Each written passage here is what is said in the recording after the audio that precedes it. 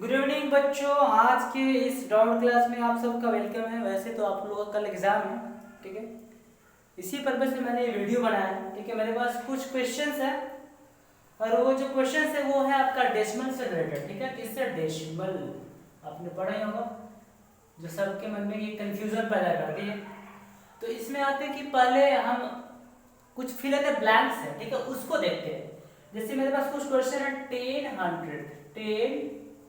100 equals to 10, ठीक है। और उसके बाद 10 डैश इक्वल टू 1 1।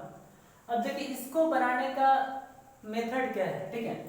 अब यहाँ पे ये जो नंबर है इसको मैं फ्रैक्शन कन्वर्ट करूंगा, कितना हो जाएगा? 100 का मतलब नीचे हो जाएगा 100, ठीक है। अब इसको कितना चाहिए नीचे? 1/10 चाहिए ना। तो देखिए यहाँ पे मेरे पास कितना है? 100 और यहाँ पे क्या 10 है। तो इस 100 से हमको इस 10 पर जाना है, तो सीधी सी बात है इस 100 को 10 से डिवाइड करना पड़ेगा। तो अगर इसको हम 10 से डिवाइड कर रहे हैं तो इस भाई साहब को भी 10 से डिवाइड करना पड़ेगा। तो ये बेचारा हो जाएगा 1/10, मीन्स यहाँ पे हम लिख देंगे 1/10, ठीक है। अब इसमें आते हैं, अब ये वाला गिवन है, क्या है? ये गिवन है, ठीक है। तो 1 1 का मतलब क्या हो गया? सीधी सी 1। अब ये 10 है, मतलब हम किसकी बात करें? न्यूमरेटर में क्या आना चाहिए? 10, न्यूमरेटर में 10। तो यहाँ क्या आना चाहिए? अगर यहाँ पर भी 10 होगा तो ये 1 के इक्वल हो जाएगा ना, ठीक है।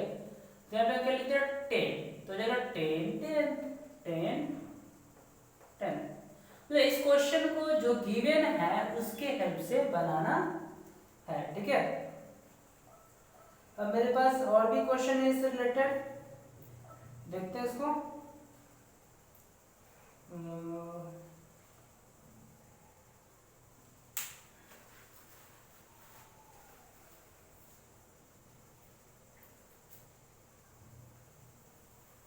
जैसे आते हैं,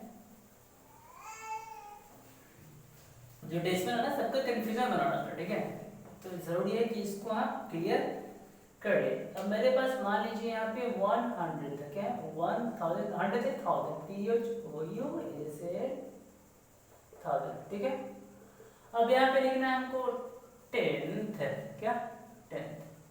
अब यहाँ पे 1000 का मतलब क्या हो गया? 1/1000, ठीक है। 1/10 ये क्या शो करता है? डिनोमिनेटर, ठीक है। अब यहाँ पे कुछ नहीं तो 1 दे देंगे। अब देखिए यहाँ पे गिवन ये है और फाइंड हमको ये पता करना है, ठीक है। तो इस 1000 से हम इस 10 पर जाने के लिए क्या करना पड़ेगा? हमको 100 से मल्टीप्लाई करना पड़ेगा। कितना से? 100 से। तो अगर हम जिस भी नंबर से डिनोमिनेटर में मल्टीप्लाई कर रहे हैं उसी नंबर से हमको न्यूमरेटर में भी मल्टीप्लाई करना पड़ेगा। तो ये हो जाएगा 100 बाई कितना? 1000। मतलब ये एक तरीके से इक्विवेलेंट फ्रैक्शन की तरह है, ठीक है। तो ये 1000 हो गया, ठीक है। लेकिन यहां पे हमको कितना चाहिए? 10 चाहिए ना। तो अब सीधी सी बात है 1000 से हमको कहां पर आने के लिए? 10 पर आने के लिए 10 के नीचे क्या होगा? 10। तो 1000 से 10 पर आने के लिए क्या करना पड़ेगा? अब इसको हमको डिवाइड करना पड़ेगा, कितना से? 100 से, ठीक है। तो यहां पर भी हमको 100 से डिवाइड करना पड़ेगा। तो ये कितना आ जाएगा? 0.01 और ये कितना आ जाएगा? 10। तो यह हो जाएगा 0.01 ठीक है। तो इस तरीके से इस तरह के क्वेश्चन को हम लोग सॉल्व करेंगे। बिना बिना सॉल्व किए हुए, बिना रेफर किए हुए इसका आंसर हम लोग नहीं लिखेंगे, ठीक है। अब आते हैं कुछ डॉट्स है एंगल्स में, ठीक है। तो एंगल्स में सारे जितने सारे टाइप है उसका पहले हमको वैल्यू जानना पड़ेगा, ठीक है। तो एंगल होते हैं, एक्यूट एंगल हो गया, राइट एंगल हो गया, ठीक है। ये क्या हो गया? एक्यूट हो गया, एक्यूट राइट एंगल, फिर ऑब्टयूस एंगल हो गया, फिर क्या हो गया? स्ट्रेट एंगल हो गया, फिर कंप्लीट एंगल, ठीक है। फिर इसमें क्या है, रिफ्लेक्स एंगल भी, ठीक है। तो एक्यूट का मतलब क्या कि वो जो एंगल होगा वो 0 से क्या होगा, बड़ा होगा, ठीक है, लेकिन 90 से क्या होगा, छोटा, ठीक है। ये क्या हो गया आपका एक्यूट। और राइट में क्या होगा कि ये बेचारे 90 डिग्री के इक्वल होंगे, और ऑप्टिक्स में क्या होगा, 90 से क्या होगा, बड़ा, लेकिन वो 180 से क्या हो जाएगा, छोटा हो जाएगा। तो वो क्या हो जाएगा आपका मेरा ऑप्टिक्स। जैसे आपका हो गया 91 डिग्री, 120 डिग्री, ये सर क्या ऑप्टिक्स एंगल हो गया।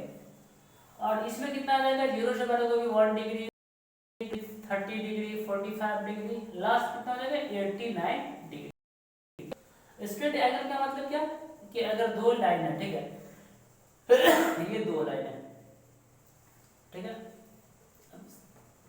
फिर इसको दो रे बोल सकते हैं, दो रे के बीच में यहाँ पे एंगल कितना बन रहा है 180 डिग्री। और फ्लेक्स का मतलब क्या हो गया, ये बेचारा आ गया नीचे, तो यहाँ पे क्या हो गया 180 डिग्री से क्या हो जाएगा बड़ा, और 360 से क्या हो जाएगा छोटा। तो ये क्या हो जाएगा हमारा रिफ्लेक्स, मतलब इसमें आ जाएगा 181 डिग्री, 185 डिग्री, 200 डिग्री, ठीक है, इस तरीके से चला जाएगा। लेकिन जो मैक्सिमम जो सबसे बड़ा रिफ्लेक्स है वो 359 डिग्री ही होगा, ठीक है। अब कंप्लीट में क्या होगा, कंप्लीट का मतलब क्या कि एक पॉइंट के चारों तरफ अगर आप घूम जाते हैं, एक कंप्लीट राउंड लगा देते हैं, तो आप कितना डिग्री का एंगल बनाएंगे, सीधी साइड 360 डिग्री, ठीक है। ये तो क्या कॉन्सेप्ट। अब आते हैं इन सारे एंगल कुछ ना कुछ रिलेशन जरूर है, ठीक है।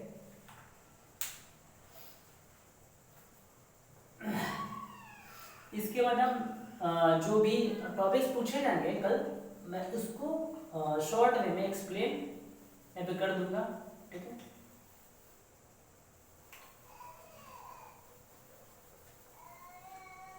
अब आते हैं यहाँ पे एंगल रिलेशन, ठीक है। हाफ ऑफ कंप्लीट एंगल, ठीक है। तो 360 हो गया कंप्लीट, और इसका हाफ कितना होगा 2, कितना हो जाएगा 1 स्ट्रेट एंगल, ठीक है। अब यहाँ पे हो गया 1/4 ऑफ वर्ड कंप्लीट एंगल, मतलब 360 हो गया। अब इसमें 4 से डिवाइड करेंगे तो आ जाएगा 90 डिग्री, मतलब कितना हो गया राइट एंगल। तो इस तरीके से हम रिलेशन को फाइंड आउट करते हैं, लेकिन उसमें भी हमको कैलकुलेशन की जरूरत है, और कुछ भी नहीं होगा, ठीक है। अभी यहाँ पे स्ट्रेट एंगल इज 1/4 ऑफ 60 को जब मैंने 4 से डिवाइड किया तो आ गया 9, तो मतलब ये राइट क्या बोल रहा है कि जो 1/4 है कंप्लीट एंगल, तो वो स्ट्रेट एंगल है, जो कि टोटली इनकरेक्ट है, ठीक है। Right angle is half of straight angle, ठीक है। अब देखिए half of straight angle, half of straight angle होता है कितना हो गया 180, ठीक है। और हाफ का मतलब उसका हमको 2 से डिवाइड करना है, तो हो गया 90 डिग्री। तो ये भाई साहब क्या बोले, right angle is half of straight angle. तो यहाँ पे जब मैंने स्ट्रेट एंगल को मतलब 180 को 2 से डिवाइड किया, मतलब उसका हाफ फाइंड आउट किया, तो आ गया 90 डिग्री, जो मेरा राइट एंगल है। मतलब ये क्या है आपका इनकरेक्ट नहीं है, मतलब क्या है करेक्ट है, ठीक है। अब है कि यहाँ पे आते हैं, जैसे मान लीजिए कि ये एंगल है, ठीक है, ये क्या है एंगल है यहाँ पर। तो अब जब ये सेपरेट रहेंगे बेचारे तो क्या बनेंगे, रे रहेंगे सेपरेट, ठीक है। लेकिन जब यही दोनों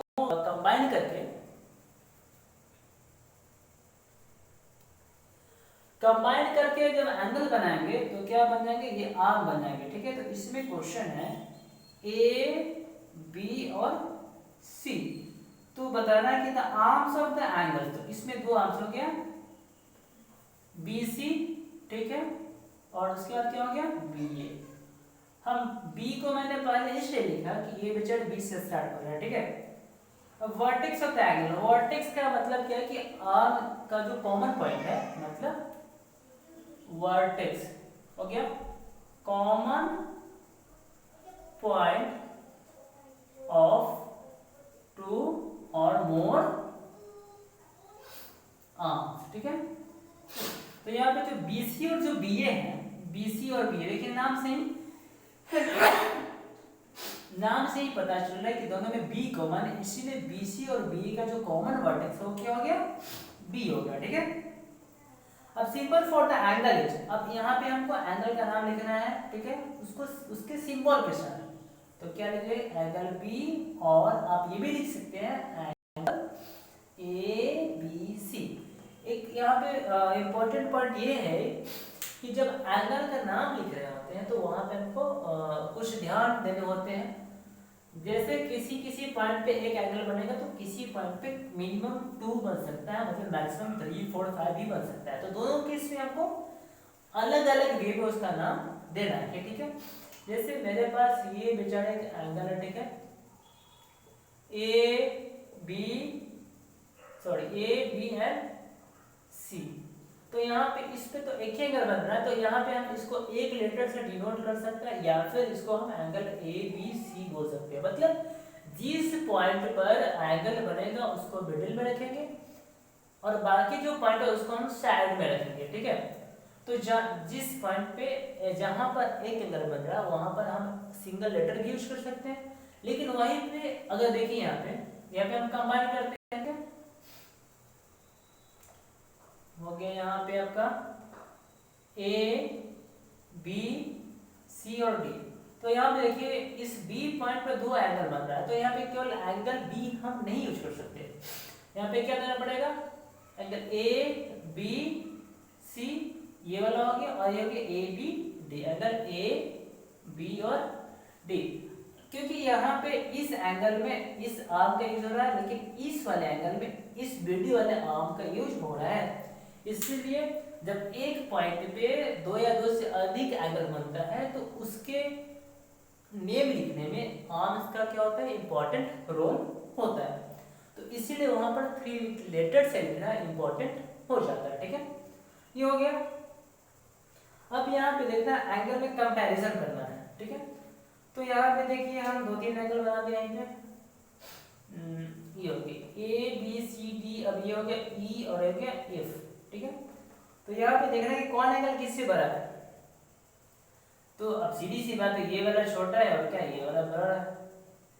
फिर ये बहुत ही सिंपल क्वेश्चन है। ठीक है, अब आते हैं बाद वाले डॉट्स में। यहाँ पे प्रोटेक्टर भी यूज करना है एंगल बनाने के लिए, जो कि हम इसमें नहीं कर पाएंगे। ठीक है, अब उसके बाद कुछ क्वेश्चन है क्या कि हमको ट्रायंगल का टाइप बताना है। क्या करना है, टाइप बताना है।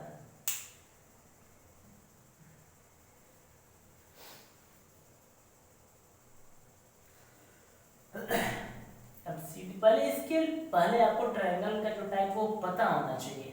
ठीक है, आते हैं ट्रायंगल में डेसिमल को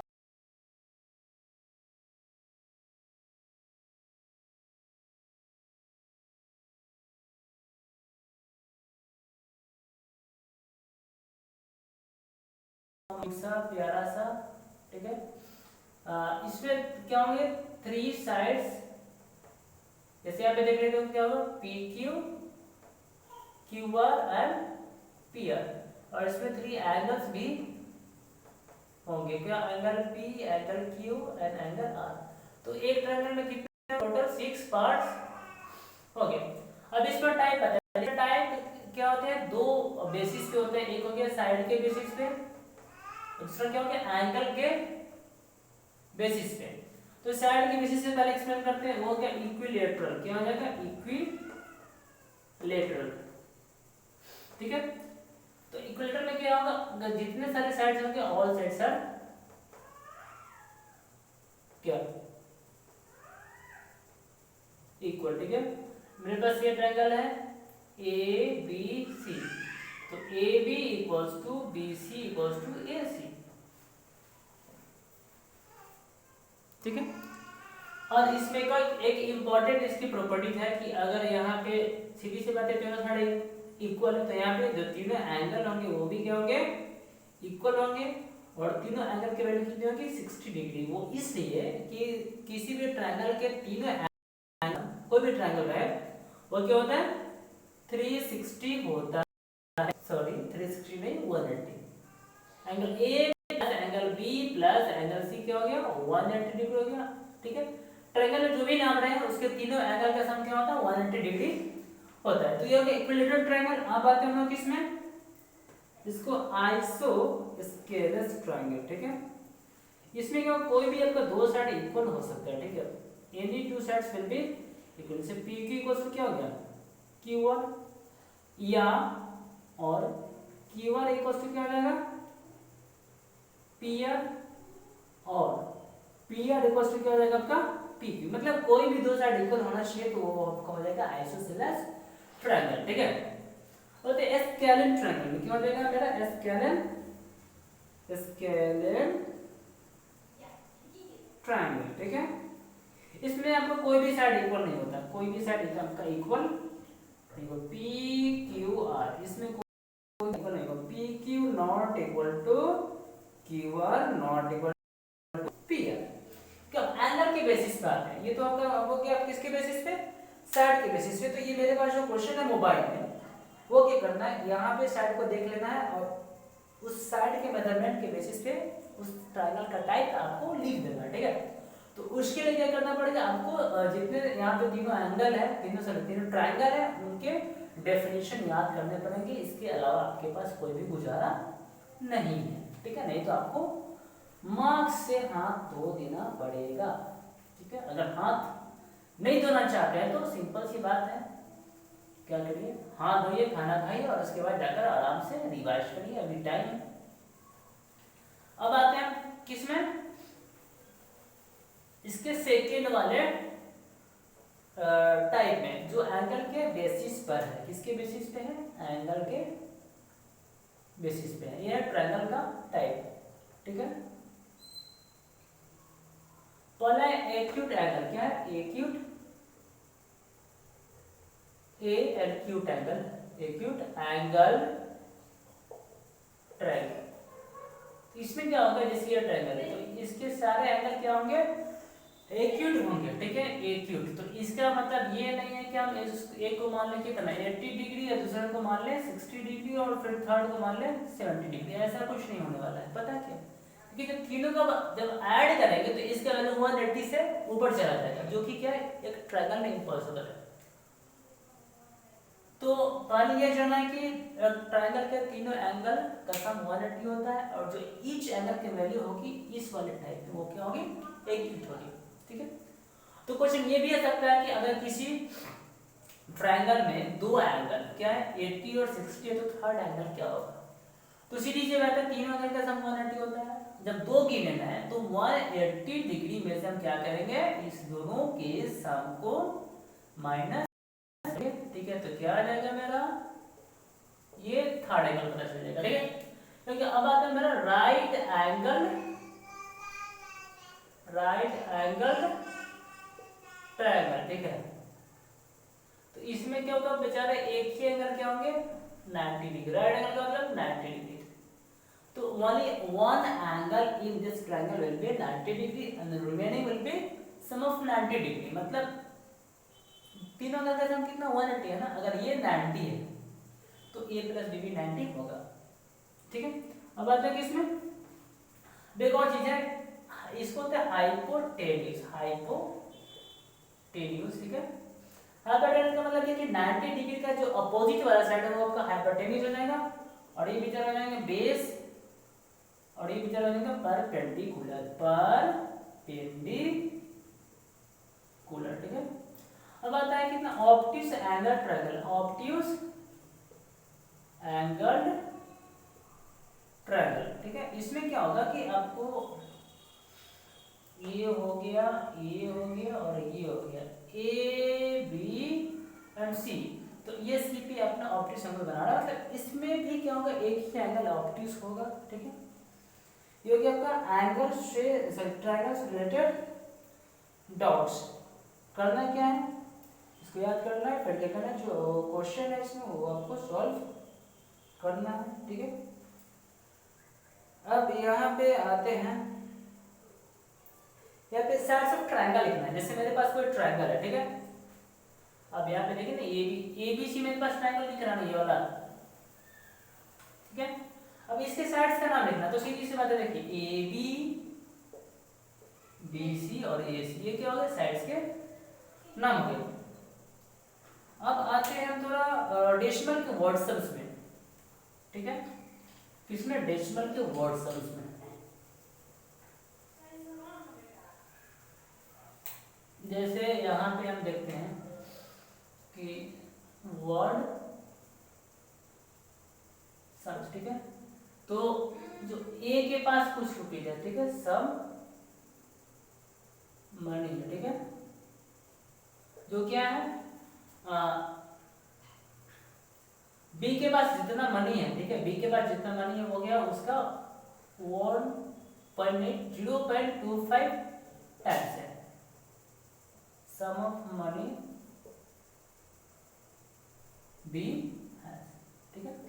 अब यहाँ पे क्या है कि ए के पास सपोज 500 है, कितना है, 500, तो देखना कि बी के पास कितना है। इसका स्टेटमेंट ये होगा कि A is having some money, ठीक है, which is 0.25 times of B, and the sum of money A is having is rupees 500. So what is the sum of money which B has? Means देखिए यहाँ पे A के पास कुछ money है, कुछ मतलब ये भी हो गया कितना, 500, और ये जो वैल्यू है वो B के पास जितना पैसा है उसका 0.25 टाइम्स है। तो पूछ रहे हैं कि बी के पास कितना होगा, तो पहले क्वेश्चन में क्या करना है कि रिलेशन को हमको लिख देना है। तो यहाँ पे 500 हो गया और यहाँ पे कितना होगा, 0.25। अब मान लीजिए कि बी के पास जो पैसा वो 20 रुपीज है, ठीक है, तो अब ये बेचारे क्या करेंगे, इधर आएंगे तो इसको डिवाइड कर देंगे, मतलब बी के पास कितना हो जाएगा, 500 डिवाइडेड बाई 0.25। इसको डिवाइड करते हैं, 500 बाई 0.25 मीन्स क्या हो जाएगा, 525/100 हो जाएगा, ठीक है। अब ये 500 लेंगे यहाँ पे, ये हो जाएगा 25, ठीक है, 25 2 मतलब 2000 किसके पास है, इस बी के पास है। तो इस तरीके से इस क्वेश्चन को बना देंगे। इसमें एक डिवीजन का भी प्रॉब्लम आता है सबको कि डेसिमल का डिवीजन है, कैसे करें कैसे ना करें, बहुत सारा कंफ्यूजन है, ठीक है, तो ये भी आज क्लियर हो जाएगा।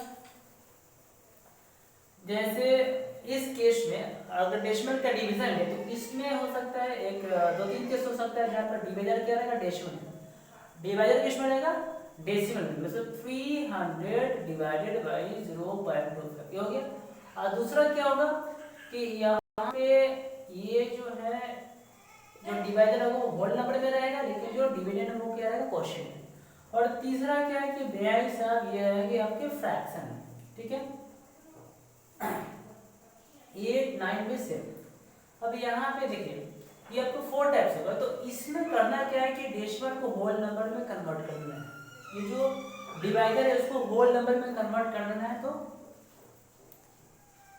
इसको हम कैसे करेंगे, अब 300 डिवाइडेड बाई 25/100 हो गया, ठीक है। अपने फ्रैक्शन का डिवीजन पढ़ा ही होगा, ये ऐसे हो जाएंगे बेचारे, ठीक है, कितना नहीं होगा, तो इस तरीके से आ गया। अब यहाँ पे ये सिंपल चीज से डिवाइड करना है, ठीक है, जैसे 25 से इसको करेंगे 300 25, तो वन टाइम में 25, फिर कितना हो जाएगा 5025 मीटर।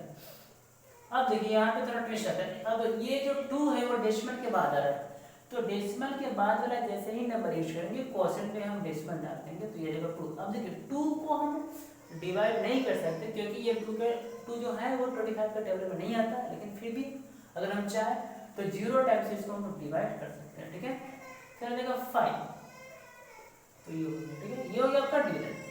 अब यहाँ पे सिंपल है, देखिए यहाँ पे क्या है 4 से इस 5 को डिवाइड करना है, ठीक है, तो 1 टाइम कर देंगे। अब यहाँ पे क्या है कि 1 आएगा। अब सीधी सी बात है, इस ये डेसिमल का डिवीजन है तो इसीलिए यहाँ पे इसको हम लोग डेसिमल क्वोशिएंट करना है या फिर इस 5 को 4 से कंप्लीटली डिवाइड करना है, तो इसके लिए हमको अब 0 ही चाहिए, ठीक है। तो यहाँ पे अगर देंगे डेसिमल तो क्या आ जाएगा 0, तो फिर इसको यहाँ पे लिख लेंगे 4 2 8, ठीक है, ये आ गया, फिर आ जाएगा 0 और 4 5, तरीके से इसको हम डिवाइड कर सकते हैं। और इस केस में क्या है कि बोलेगा क्या कि यार भाई अब 2 प्लेस तक 2 प्लेस तक डिवाइड करो, तो उसमें क्या करना है, डेसिमल के 3 प्लेस तक डिवाइड करना है और फिर इसको राउंड ऑफ करके आंसर 2 प्लेस तक करना है। मतलब जितना प्लेस तक डिवाइड करने के लिए बोलेगा उसके एक अधिक प्लेस तक डिवाइड करना है और राउंड ऑफ करके उतने प्लेस तक ला देना। ठीक है, ये है आपका आज डाउट क्लास। ठीक है, तो अगर इसके बावजूद भी अगर कोई प्रॉब्लम है, कोई कंफ्यूजन है, तो आप हमें कमेंट करें। Ninja maths classes always welcomes you. So for better videos, for videos on better topics, subscribe my channel, like also, watch also, and then after press the bell icons to get its notification whenever the new videos are uploaded. Thank you.